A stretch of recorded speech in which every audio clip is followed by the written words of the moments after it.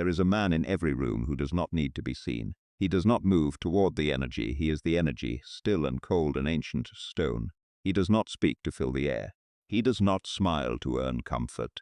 He does not explain himself before anyone asks. He does not adjust his posture when eyes land on him. He does not laugh a fraction of a second, too late, just to stay. Included, he simply exists. And the room quietly reorganizes itself around him, the way a river reorganizes itself around stone. You have felt this. The gravity, the strange unsettling calm that makes everyone else seem slightly louder, slightly smaller, slightly more desperate for something they cannot name. That man is not lucky. He is not born different. He is not running on some biological advantage that you were denied. He is built. And what he has built, piece by cold piece, in the dark, over years with no audience, is what this video is about. We are going to call it the architecture of indifference. Not indifference as a pose. Not indifference as a mask worn to appear interesting. The actual thing. The structural reality of a man who has so completely dismantled his dependence on external approval, external warmth, external confirmation, that he no longer requires any of it to function at full capacity. And we are going to examine it the way a builder examines a structure, not romantically, not philosophically in the vague sense, but precisely. What are the pillars? What are the load-bearing walls? What is the foundation that everything else rests on? Because if you understand the architecture, you can build it. And if you build it, you become, in the deepest and most permanent sense of the word, ungovernable. Before we get to the construction, we need to understand what we are building against. We need to understand what the default architecture looks like. Most people, and this is not an insult, this is a clinical description of the human baseline. Most people are structurally dependent. Their sense of self is load-bearing on external input. They need to be seen to feel real. They need to be approved of to feel valuable. They need to be wanted to feel worth wanting. This is not a character flaw. This is the neurological inheritance of a social species that survived for hundreds of thousands of years, precisely because belonging was safety and rejection was death. The brain that is indifferent to social approval is, from an evolutionary standpoint, a brain that is willing to be left behind in the wilderness. The machinery runs deep. It is old. And for most of history, it served its purpose. But here is the problem. The same machinery that once helped your ancestors survive the tribe now makes you manageable. It makes you predictable. It makes you a system that can be gamed by anyone who understands the inputs. Make someone need your approval, and you control their behavior. Make someone need your love, and you control their choices. Make someone need your respect, and you control their ambition. Every system of power ever designed by a king, a tyrant, a corporation, a religion, a lover, every single one, operates through the same fundamental mechanism, the engineering of need. Identify what the subject requires and position yourself as the gatekeeper. The cage does not need bars. The cage is built out of wanting. And most people live their entire lives inside it without once recognizing the walls. Nietzsche saw this with a clarity that made him one of the most misunderstood philosophers in history. He called it the slave morality, not because the people operating within it were physically enslaved, but because they had voluntarily handed the keys to their inner world to an external authority. They had organized their entire value system around what others thought of them. What was good was what was approved. What was true was what was praised. What was worth doing was what earned reward. And Nietzsche's rage, the thing that burns through every page of his most confrontational work, was not contempt for weakness. It was the fury of a man watching caged animals who had forgotten they were caged, who had begun to celebrate the cage as virtue. The man who does not need your approval, Nietzsche understood, is not arrogant. He is free. And freedom, genuine freedom of the interior, is the rarest and most threatening thing in any social order. History has always known the difference. The men who actually changed civilizations, not the men who inherited power and administered it, but the men who took the nothing they were given and built something that bent the known world. Those men shared one psychological constant. They operated from a baseline of sufficiency. Caesar did not negotiate his right to exist in a room. Alexander did not require confirmation before acting. The men who built the Mongol Empire, from a broken steppe tribe into the largest contiguous empire in human history, did not wait for the world to tell them they were capable. They had made the decision internally, at a level so fundamental it never needed revisiting. This is not mythology. This is the observable psychology of people who rewrote the map. They had severed the leash, and the leash, in every case, in every era, in every culture, is made of need. Now consider your own architecture, not as a judgment, as a diagnostic. Consider where you are porous, where you over-explain when no explanation was asked for, where you adjust your position mid-sentence because you read a flicker of skepticism in a face, where you have sat in rooms and edited yourself in real time based on who was watching, where you have swallowed something true and said something safe instead, where you have performed competence you did not feel, manufactured enthusiasm you did not have, stayed longer than you wanted, agreed with things you did not believe. Because the cost of losing approval felt higher than the cost of losing yourself. Every one of those moments is a structural blueprint. It shows you exactly where need is operating as control. It shows you exactly where the cage is built and where the walls are. And it shows you the precise locations where work needs to be done. The first pillar of the architecture is the radical acceptance of non-control. Let us be very specific about what this means, because it is the most misunderstood concept in all of Stoic philosophy. Epictetus, writing in the 1st and 2nd century, a man who had been born into slavery, and who owned nothing legal, not even his own body, arrived at a distinction so precise and so devastating that it has survived 2,000 years of human intellectual churn, essentially unchanged. He said, "There are things in our power and things not in our power. In our power are opinion, motivation, desire, aversion. Not in our power are body, reputation, command, and in one word, whatever is not our own action. This is not the wisdom of resignation. This is not the philosophy of the man who gives up. This is the philosophy of the man who stops bleeding energy into unwinnable battles and concentrates everything he has on the only territory that cannot be taken from him, the interior. Most men spend the majority of their psychological energy managing the perceptions of others.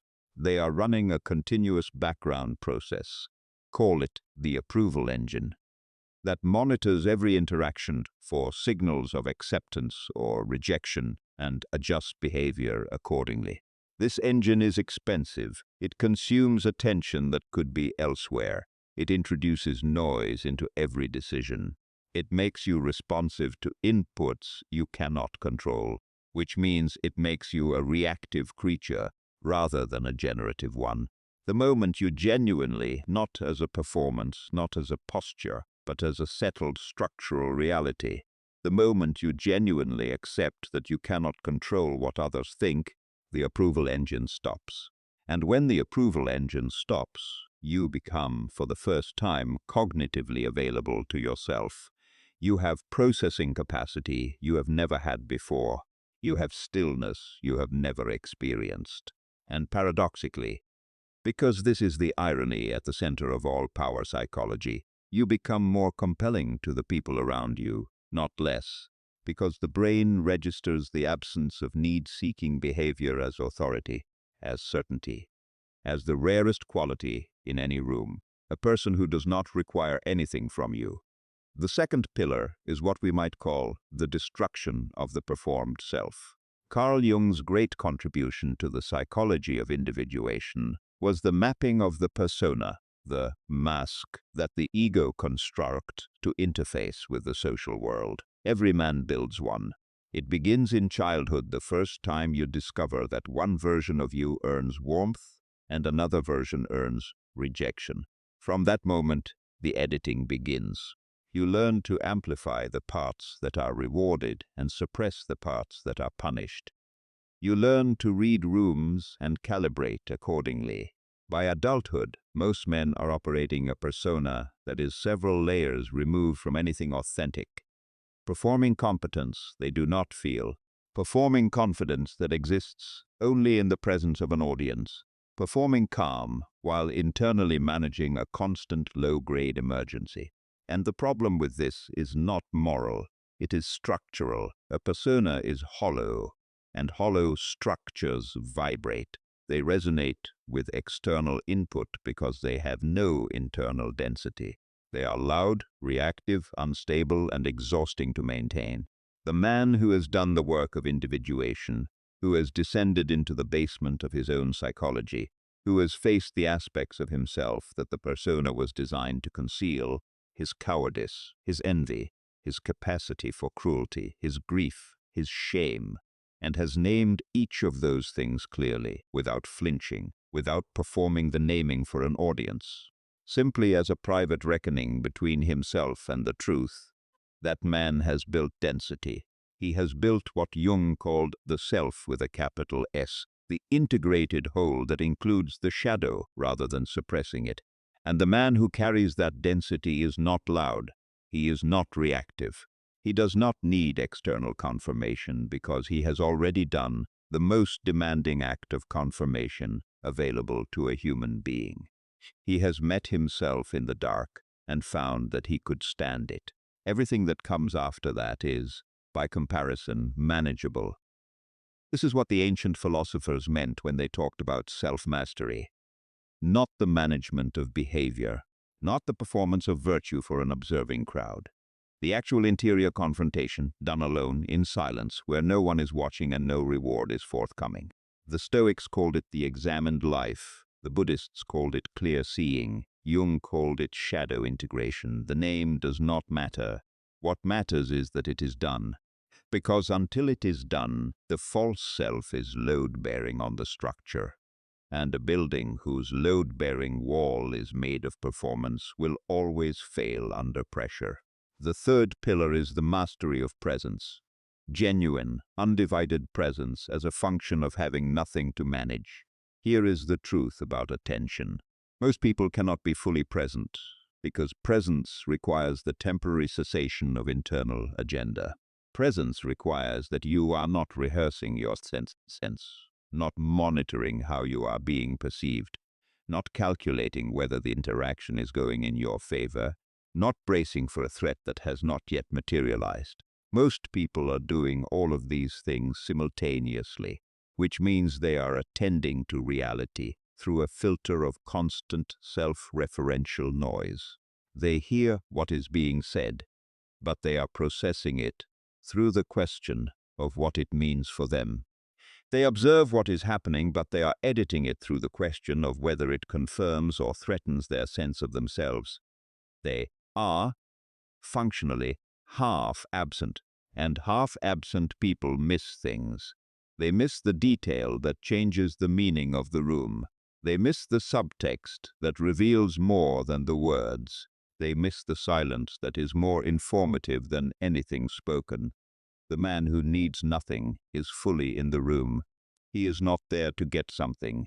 He is not there to perform something. He has no internal negotiation running in the background. He is simply attending. And because he is simply attending, he perceives things that others, half occupied by their own approval engines, cannot. He knows what the room is actually doing underneath what it is saying. He knows which men are afraid and which are genuinely certain. He knows which offers are desperate and which are confident. He reads the precise temperature of every dynamic because he is the only one in the room who is fully cold enough to read it accurately. This is not supernatural. It is the natural cognitive consequence of a man whose internal environment has been cleared of noise.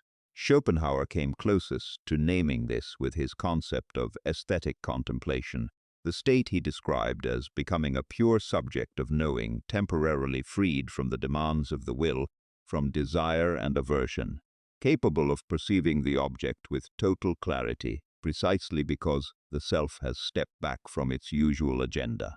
He was writing about artistic genius, but the psychology applies to any domain where clear perception is an advantage, which is to say, every domain.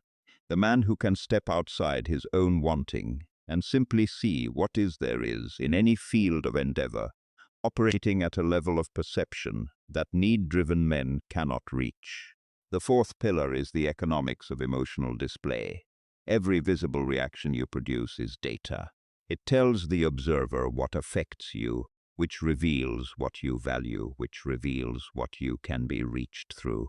Most men broadcast this information constantly and freely, visibly stung by criticism, visibly inflated by praise, visibly anxious in uncertainty, visibly angry when challenged.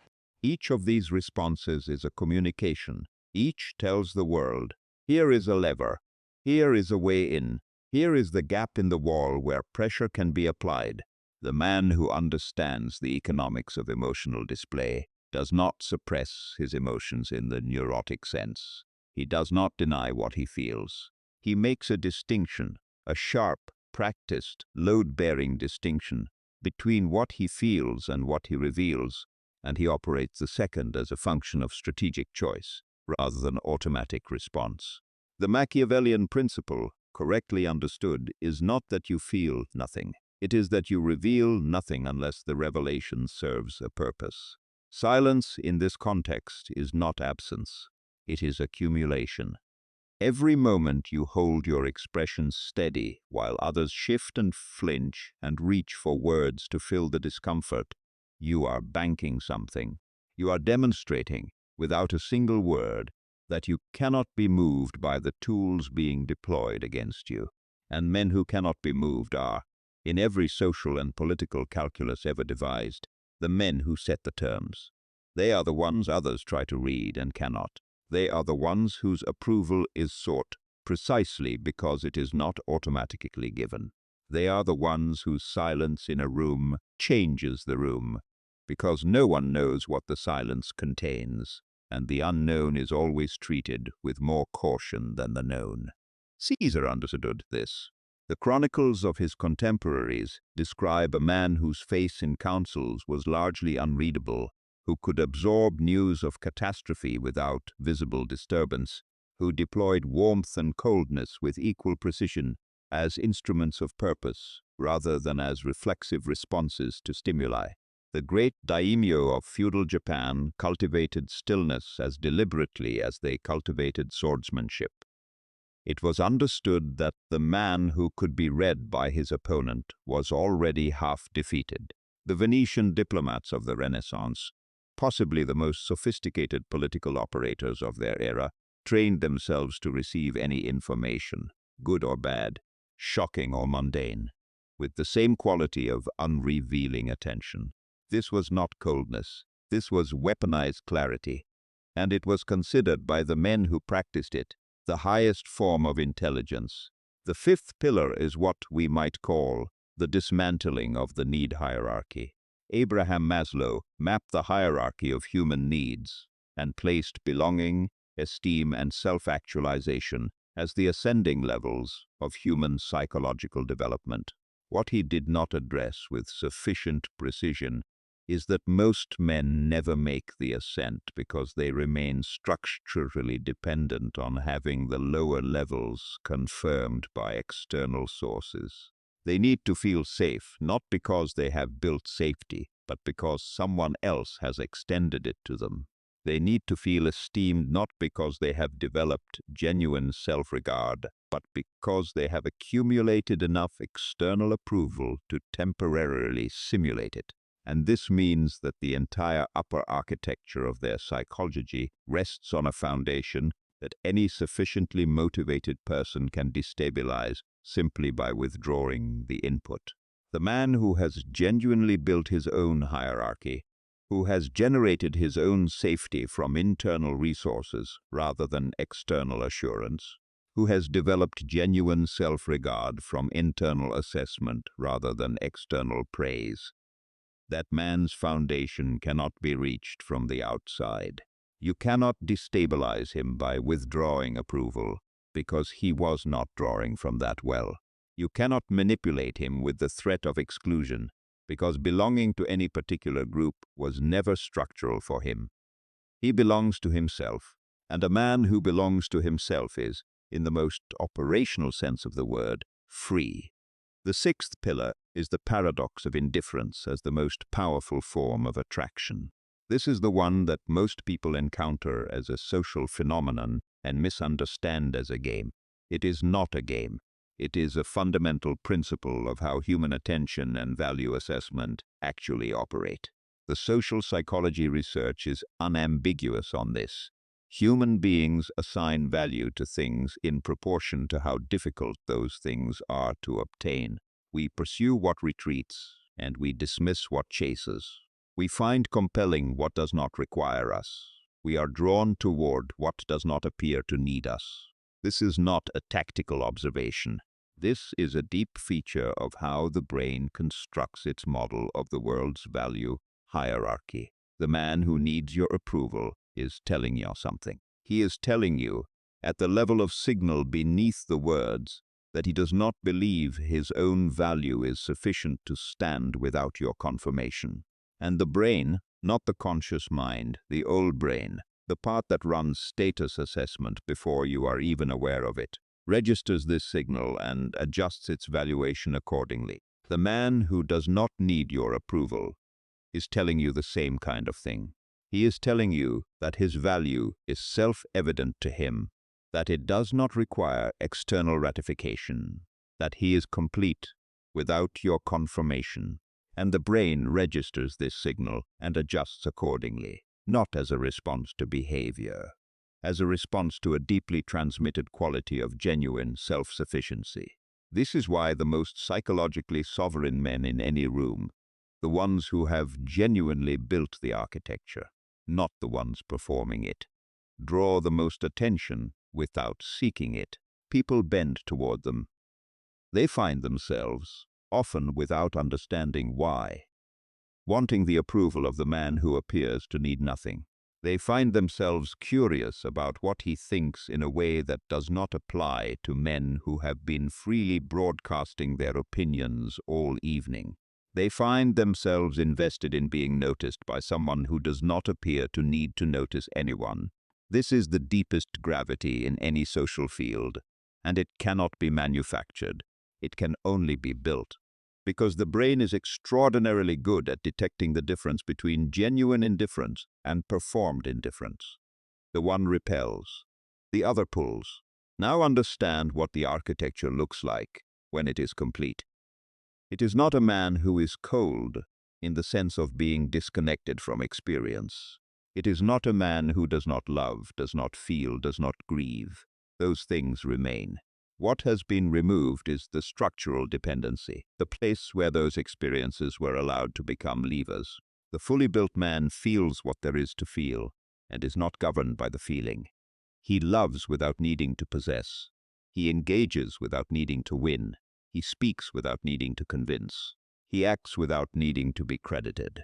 And because none of these activities carry the weight of need behind them, they are cleaner, more precise, more genuinely powerful than the same activities performed by men who are burning with requirements. This is what Nietzsche meant, and it is important to get this right, because Nietzsche is the most quoted and most misunderstood philosopher of the modern era when he wrote about the self-overcoming, the becoming of the Übermensch, the man who had transcended the reactive, need-driven, approval-organized psychology of the herd and built something generative from within. He was not describing a man without feeling. He was describing a man without dependency, a man whose values came from inside rather than from consensus, a man who created rather than merely responded, a man who, as Nietzsche put it, gave himself his own law, not a man above others in the hierarchical sense, a man above the leash, a man beyond the reach of the mechanisms that govern the ungoverned. The construction of this architecture is not quick. It is not a decision made in a single moment of inspiration. It is a sustained project, conducted largely in private, through repeated confrontations with the exact places where you are still soft, still reactive, still organized around someone else's opinion of you. Every time you hold your expression steady when you want to react, you are laying a stone. Every time you release your grip on an outcome you cannot control, you are pouring a foundation. Every time you descend into your own shadow and name what you find there without performances, you are building a wall that will eventually be load-bearing. Every time you choose the response that serves your genuine purpose over the response that would win you immediate approval, you are raising the ceiling. It is slow. It is lonely. It is not rewarded in the short term, because the short-term reward system is entirely structured around the approval economy, and the man building his way out of that economy is, by definition, declining the currency it offers. But the long-term result is permanent. Because unlike the man who is propped up by external validation, the man who has built his architecture internally cannot be torn down from the outside. His foundation is not accessible. His load-bearing walls are not reachable from the street. He can be opposed, obstructed, criticized, isolated, and he will remain exactly as stable as he was before, because the stability is structural, not situational. Seneca wrote, "Begin at once to live, and count each separate day as a separate life." What he was pointing at, beneath the apparent simplicity of the instruction, was the psychology of the man who is fully present in each moment because he has no existential debt to the past and no existential anxiety about the future, because both of those orientations are driven by need, and the man who needs nothing is, by definition, always already where he needs to be. He does not need yesterday to have been different. He does not need tomorrow to deliver a specific outcome. He is here in full, attending to what is actually present, with the clarity that only comes when the approval engine has been shut down. Understand what is being described here. This is not a life of less. This is a life of more perception, more presence, more genuine engagement with what is actually happening rather than what the approval engine needs to be happening. The architecture of indifference is not the architecture of the empty man. It is the architecture of the full one, the one who has filled himself from internal sources and therefore no longer needs the world to do the filling. The one whose cup does not need to be refilled by others because it does not drain in the ways that cups maintained by external validation drain. The cold ones do not inherit the earth by accident. They do not stumble into their influence or receive their authority as a gift. They build it from the inside, in the silence over years, through the work that no one is watching and that carries no immediate reward. They build the place inside that cannot be moved, the place that watches everything and needs nothing, the place that all the philosophy and psychology and history we have examined today was, in its different ways, trying to describe, the architecture of indifference. And once it is built, truly built, from foundation to ceiling, from load-bearing wall to the outermost surface, it does not fall, because it was never held up by anything outside itself. It was always, from the beginning, entirely its own.